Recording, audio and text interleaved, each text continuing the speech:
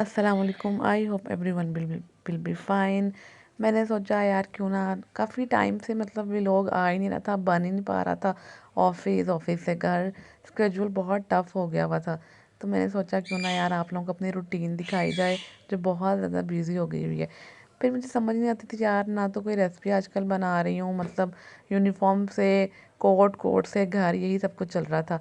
तो ये हम घर से निकले, उसके बाद जी मैंने सुबह उठी, कपड़े प्रेस किए, यूनिफॉर्म वेयर किया। कमरा काफ़ी ख़राब था, सुबह सुबह वो भी ठीक करके जाना होता है मुझे।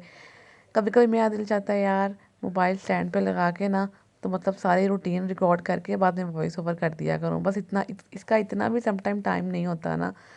तो ये हम कोर्ट में आ गए, सेशन कोर्ट में आए। मतलब ये जो ट्री वाला व्यू था, ये मेरा सबसे फेवरेट होता है। जब समटाइम में हम बहुत ज़्यादा काम की स्ट्रेस में होते, मैं यहाँ आकर खड़ी हो जाती होती हूँ अपने चैम्बर से ना। तो ये हम ऊपर जा रहे थे। आज मैं अपने डियरेस्ट हस्बैंड से बोलती हूँ कि वो वॉइस ओवर करें, ठीक है। हस्बैंड तो जी मेरे शर्मा गए, मियाँ जी वो कहते नहीं बेगम जी आप ही करें।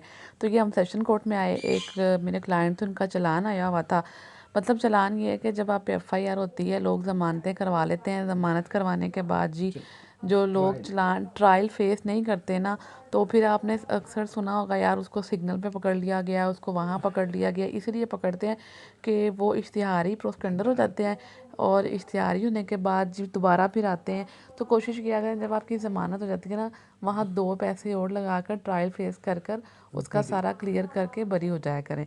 उसके बाद जी ये मैंने फिर ऊपर गई मैं प्रोसिक्यूशन ब्रांच में। यहाँ यहाँ जी मैं आई थी सेशन प्रोसिक्यूशन ब्रांच में। वो मैं आई थी अपने क्लाइंट का 9C का चालान था, वो पता करने के लिए। तमाम थानों को जो सेशन के मुकदमात है ना, चालान है, वो इधर आते हैं।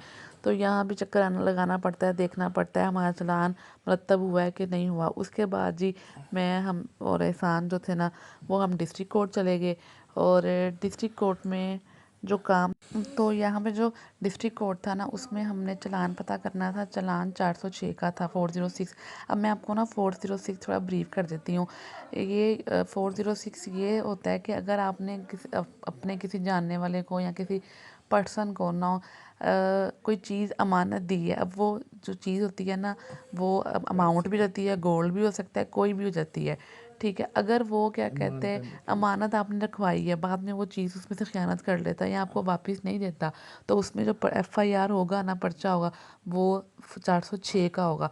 तो ये भी हमारे क्लाइंट ने अमाउंट रखवाई थी किसी अपने पर्सन के पास, उसने वापस नहीं की, तो उसका चालान हम पता करने के लिए आए थे। That days was my and. ले जी ये मुझे भूख लगी हुई थी, हमने